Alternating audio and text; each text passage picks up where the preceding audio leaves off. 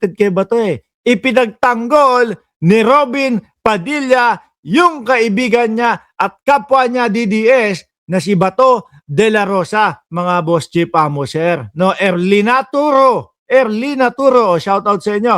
O ngayon, stop na natin yung shoutout. No? Lahat lang ng magla-like, yun ang shoutout natin. Oo, ang damot nyo sa like eh.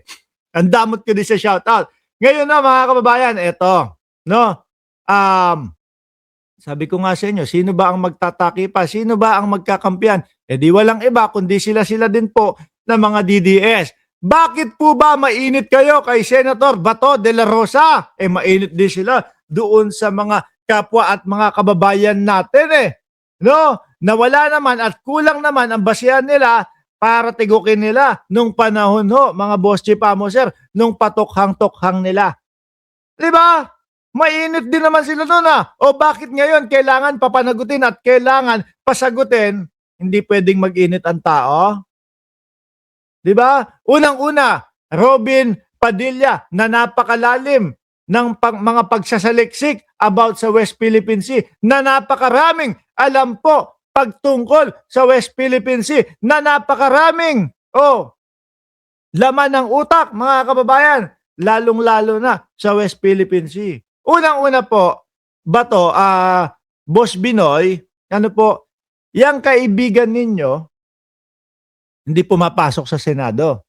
Ang dahilan, may warrant of arrest sa ICC. Asan ang warrant of arrest? Wala naman daw. Di ba? Kaming mamamayang Pilipino, nagbabayad, kinakaltasan, no? Kinsenas katapusan, para may ipampasweldo sa inyong lahat. Di ba? Para may ipampasweldo sa inyong lahat. Yung mga magbobote, magjajaryo, yung mga nangangalakal.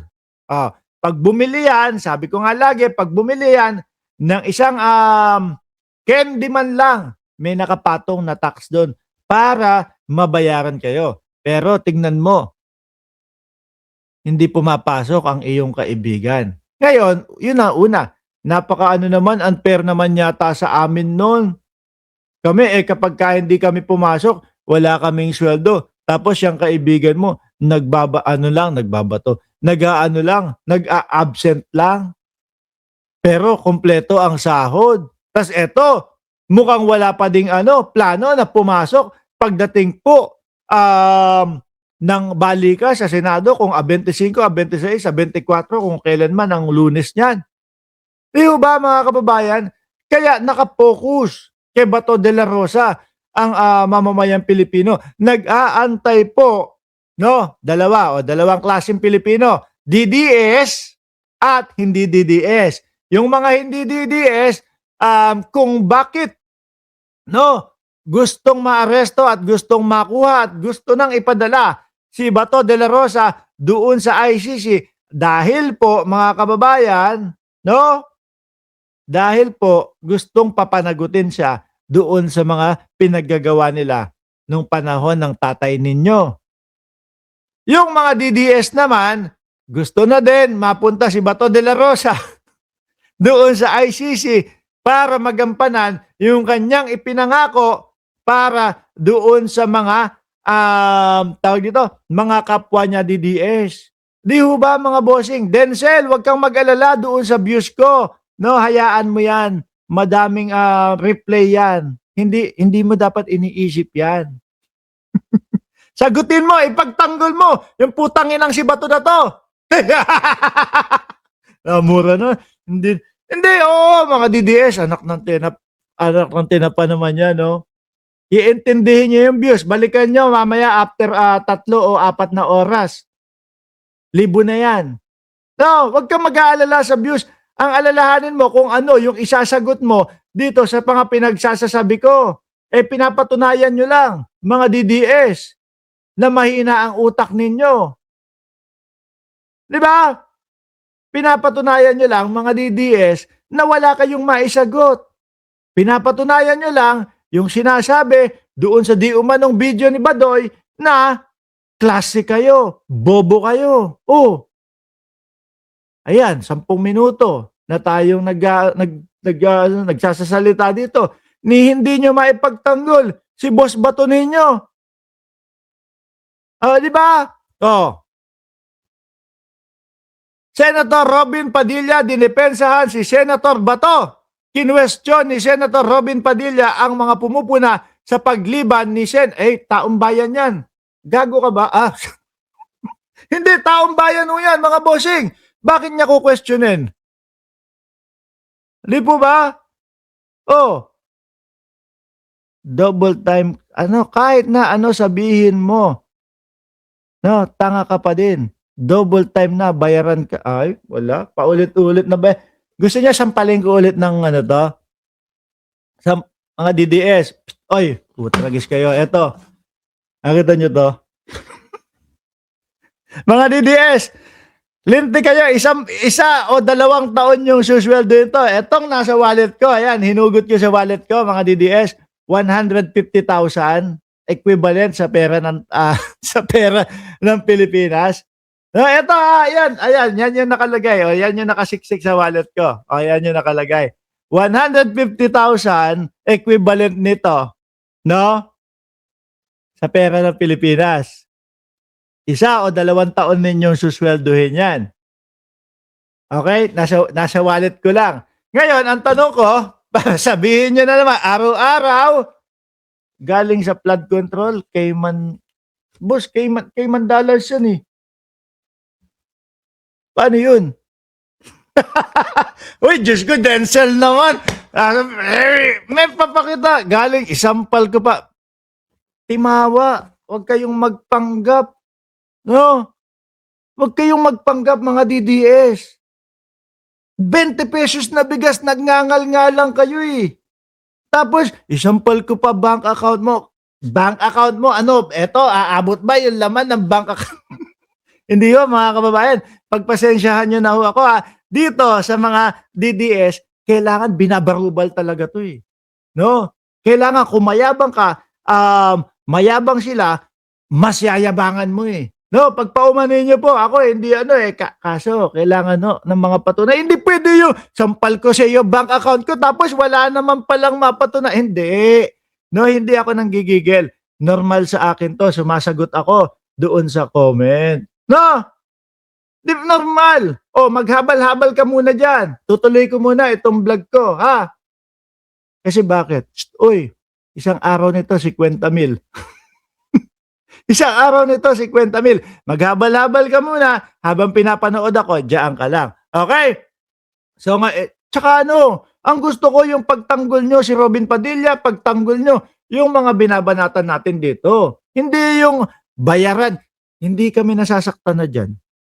Sa totoo lang. Alam nyo mga boss chipa mo, sir, mas pinapalakas lang po at mas, kumbaga para sa akin, itinataas ng mga DDS yung yung vlog ko. Bakit? Biruin mo ng aasar, ng bubwisit, ng babarubal lang tayo dito sa ating vlog. Pero ang iniisip nila, bayaran pa tayo. Di ang sarap po, mga bossing. Di ba? Ay, ito pa. Sasagot pa ako, Dito kasi mga kababayan, sa channel natin, favorite natin. Hindi to kagaya ng mga DDS na mga vlog. Tingin ko aabot tayo 2 oras dito. Hindi kagaya ng mga DDS vlog dito. Hindi papansinin yung mga bash. Hindi doon kapag ka nag-comment kayo, automatic tanggal kayo. Automatic sisipain kayo. Sabihin mo sa amo mo, talunin nyo si Sarah ngayon. May 11 months na lang kayo. 2027 election? 2027 election? 11 months na lang? Para saan yun? Ang alam ko kasi, mga kababayan, 2026 ngayon, pagbigyan nyo na ako, sumagot ako sa mga basher, 2026 ngayon, January 15 ho, mga bossing, January 15. Pagka 11 months, 2027 pa lang ho yun. Ang election ho, mga kababayan, kailan? 2028. Diba? Ito binabanatan ko idol mo. Parehas ng idol mo. nagsamang parehas na bugok doon sa Senado. Pero bakit wala man lang maisagot? Tuloy ho mga bossing, no? Sa isang Facebook page, post, iginiit ni Padilla, patuloy namang umaandar ang opisina ni Senator Bato dahil kumpleto yung kanyang staff, yung mga mahal niya sa buhay. 'Di ba? Kumpleto yung mahal niya sa buhay. Nandun yung anak, nandun yung kapatid, nandun. Lahat na ho. Sabi nga ng isang negosyante, ay wag natin pakawalan yung swerte. Wag natin pakawalan yung kita. Para lahat sa atin ang kita. Di ba? Ang pagiging senador po ay hindi lamang pag-upo sa opisina at pakikipagpalitan ng chismis sa media. Boss, Robin Padilla, baka akala mo sa amin, engot. No? Yung isa sa mahalaga na dapat ginagampanan ni Bato de la Rosa, yung pagtatanggol, yung paglalaban doon sa budget ng Department of National Defense, hindi niya pinasukan na, hindi niya pinuntahan na. Iniyasa kay Win Gatchalian. Anak ng putik kayo talaga mga DDS. Isa lang ha. Mga chief, mga boss, chief amo sir. Isa lang, pagbigyan nyo lang ako. Putang ina nyo mga DDS kayo. Ang bobobo ninyo. Pasensya na mga kababayan. No, ang bobobo talaga eh. Hindi ginagamit ang utak. Mga bossing. Diba? Si Robin Padilla, ano pa sinasabi ho? Doon sa West Philippine Sea, mga kababayan. Doon sa China at Pilipinas, bawasan, kalmahan naman natin ang ulo natin. Di ba? Ang katotohanan ho, mga boss chief amo sir, kada po tayo ay winawater cannon ng mga yan, kalmado ho tayong nakikipag-usap sa kanila para hindi po lumaki ang sigalot. Wala naman, tanggalin na lang natin si Denzel. Hindi naman. Mga DDS, anak ng putik naman kayo. Tatanggalin natin si Denzel. Bakit? Hindi naman sumasagot. Pero wag muna tanggalin, no? Pagbigyan nyo muna, pagbibigyan ka namin, sumagot ka, paglaban mo to, pagtanggol mo to. Para may namang kahuntahan ako dito, anak ng putik eh. Wala akong wala akong kaanuhan eh. Puro ganyan eh. No, kaya siguro, tingnan nga natin yung vlog.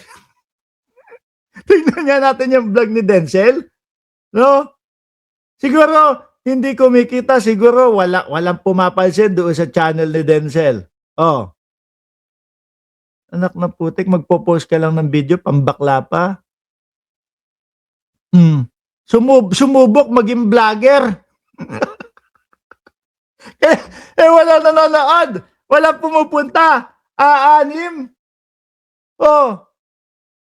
Kaya nag-troll ka na lang. Pagbibigyan ka namin. Di ba? Sagutin mo yung mga sinasabi ko. Pero kapag walang sagot, tatanggalin ka namin. Pag puro ganyan, paulit-ulit, tatanggalin ka namin. Ganun lang naman dito, mga bossing eh. Di ba? Hindi kagaya doon sa mga vlog ng mga DDS, matik ho yun, mga kababayan. Matik na, kahit anong sabihin mo, wala. Kick out ka agad sa kanila. Game. Alisin ka na si Robin Padilla, ha? Binanatan ko yung idol niya, dalawa, Si Robin at si walang nasabi, puro bayaran. Di ba? Hindi, ayan nyo siya dyan. No? Binanatan ko. Walang masabi, iyakin ka pala. Baka mamaya ikaw ang umiiyak dyan. Di ba ako, nakikita mo ako dito, patuloy na bumabanat sa mga idol mo. Pero, ikaw, hindi ka namin nakikita. Hindi ka man lang makasagot. Ibig sabihin, mahina ang kukote, mga bossing.